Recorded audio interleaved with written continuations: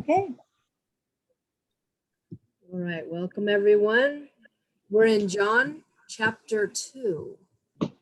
And once again, fantastic chapter. So let's go. Verse 1. Oh, wait a second. We're being joined by someone. Let's give them a chance to. Can you hear us? Bruce, is that you?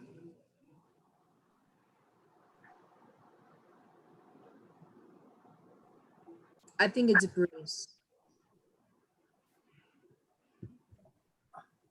I just gave him the link.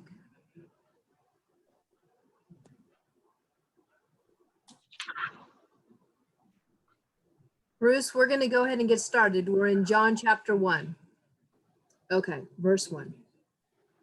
On the third day, there was a wedding in Cana of Galilee, and the mother of Jesus was there. Now, both Jesus and his disciples were invited to the wedding. And when they ran out of wine, the mother of Jesus said to him, "They have no wine." Okay, so we're coming into the very first miracle that John tells that Jesus does. So they're at this wedding, they're there as guests, and it's kind of assumed that Jesus' mom had something to do with the wedding, with maybe like she could have been a relative that was helping to put this wedding on. Verse 4. And Jesus said to her, "Woman, what does your concern have to do with me? My hour has not yet come." And people kind of get twisted up when they hear Jesus address his mom as woman. But the terminology is a very respectful term. It would be like ma'am. It'd be like just a very polite way of addressing someone respectfully. And he's telling her, you know, it's not time for people to know about me yet. And if you look at Mary in her life, when she had Jesus, she, for all the world to see, everybody thought that she had him out of wedlock. And she was most assuredly called names and put down and judged her whole life, as was Jesus.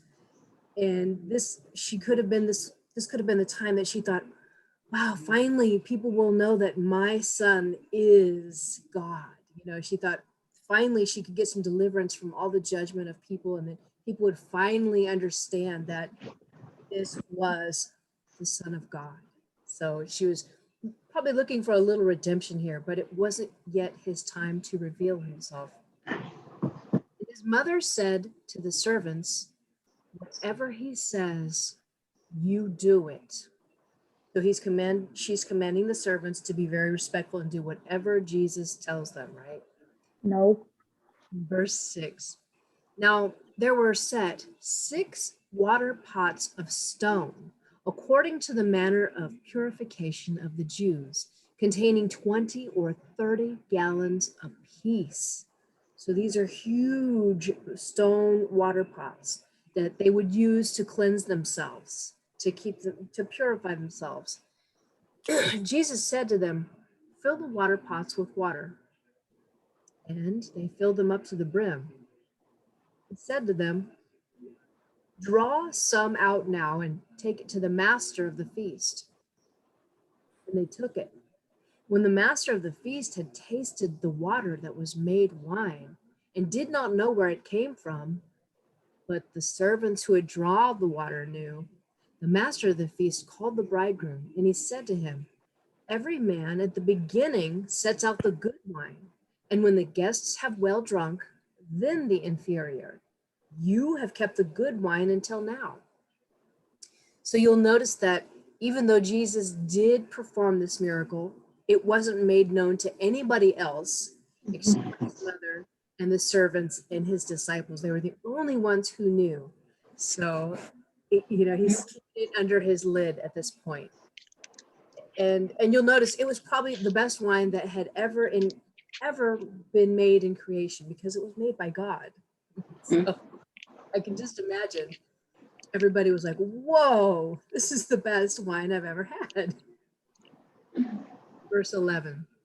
This beginning of signs Jesus did in Cana of Galilee and manifested his glory, and his disciples believed in him. Okay, so this miracle did serve a great purpose. It did cause his disciples to, oh my gosh, this is the Son of God. This is him. This is the Messiah. Verse 12. After this, he went down to Capernaum, he, his mother, his brothers, and his disciples, and they did not stay there many days. Verse 13. Now, the Passover of the Jews was at hand, and Jesus went up to Jerusalem.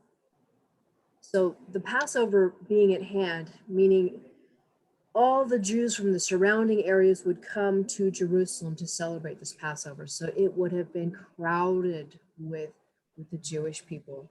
Verse 14. And he found in the temple those who sold oxen and sheep and doves and the money changers doing business. When he made a whip of cords, he drove them all out of the temple with the sheep and the oxen, and poured out the changers' money and overturned the tables. And he said to those who sold doves, take these things away.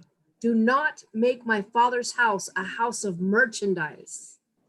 Then his disciples remembered that it was written, zeal for your house has eaten me up. Okay, so here we have people who have used the house of the Lord to make money. They would rip the people off. People would bring a perfectly good dove and they would look at it and they'd inspect it. Nope, not good enough. You have to buy one of our doves. And of course, they jack up the price. And you had to have the correct kind of money. So you couldn't just say trade money for money.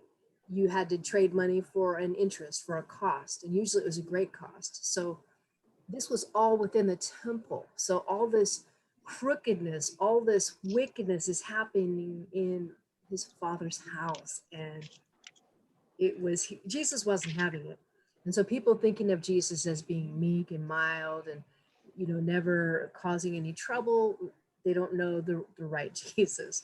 So he made a whip and he drove all these folks out. And he made sure that they understood, this is not what my father's house is for. This is a place of worship. And his disciples, who were well versed in the Old Testament, remembered, zeal for your house has eaten me up. So this is Jesus right here. Zeal for his father's house has eaten him up. Verse 18. So the Jews answered and said to him, what sign do you show us since you do these things? So they were like shocked, like, whoa, who is this guy coming into the temple and turning over tables and throwing around all these accusations? Jesus answered and said to them, destroy this temple, and in 3 days I will raise it up. Then the Jews said, it has taken 46 years to build this temple, and you will raise it up in 3 days? But he was speaking of the temple of his body. Therefore, when he had risen from the dead, his disciples remembered that he had said this to them, and they believed the scripture and the word which Jesus had said. So Jesus is telling them, like, this temple, destroy this temple, which they did in the end. And in 3 days, he did raise up from the grave. So he's telling them, but they're not hearing it, because this is where the hearts begin to be hardened. This is where they start to come against him. This is where they look for any opportunity to discredit him, to destroy him, and ultimately to kill him, because their hearts were hard against God. Verse 23.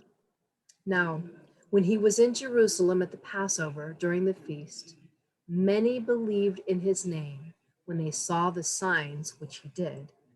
But Jesus did not commit himself to them, because he knew all men and had no need that anyone should testify of man, for he knew what was in man. Okay, so Jesus, while at the Passover, many people believed in him. They saw the signs that he did, the miracles, but he didn't put his faith in them and trust that they actually had converted and believed in him and had true faith, because he knew the hearts of men. Like, they may have been impressed by his miracles, they may have been quick to follow him, but when it came down to the brass tacks of it all, they weren't really willing to follow him and to follow his law and to and to be committed to him and to heaven. They were just superficially committed to him. And you'll notice that in the end, like, even though the crowds were following him and throwing their palm fronds down in their coats, going, praising him and glorifying him, that very next day they were the same ones that were like, crucify him. So he knew what was in man. And that is the close of an extremely powerful but short chapter of chapter 2 of John. Does anyone have anything that they would like to share about that? Well, can I just say something? It just hit me as I was reading the footnote. And it said in Jesus' time, wedding festivals would be prepared for many guests, but they would be week-long events. Yes. And I remember my in-laws telling about Polish weddings would sometimes last a week. Yeah. And they experienced that a few times where they grew up. So I guess that it was customary. So a week-long wedding festivities was kept alive. I didn't realize that, where it came from. In 7 days. Yeah. Quite a celebration. Yeah. Anyone else? I think people get a little, they're a little confused by seeing Jesus so angry at the temple, but those guys were making profit in the house of worship. Yes. And it wasn't about God at all. It was all about turning a profit. Yep. And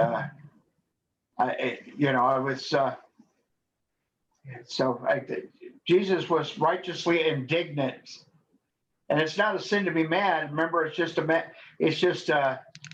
we're told we can't let the sun go down on our anger, and we can be righteously indignant about something that is so wrong that we know of lots of things going on. I would assume that everybody here is probably pretty put off by abortion. The numbers are staggering about how many children are lost every year just because people want to.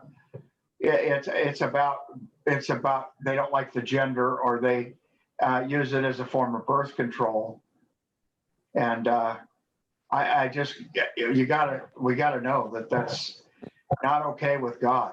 And so this is one of those things where Jesus was seeing something that was appalling to him, because he didn't have zeal for God's house. And these guys were not there helping. These guys were there to make money off of a situation they could capitalize on. And that those people were, some of them, to buy a dove to sacrifice, which was the case with Jesus' parents, if you'll remember. They didn't have enough money to buy a lamb, an unblemished lamb. And so they were no doubt charging big prices and gouging people. And Jesus didn't like that. And obviously, it was appalling to him. And I don't think he was as mad at the individuals. I think he was mad, specifically angry at the individuals. He was mad at what was going on, at the sin that was being committed.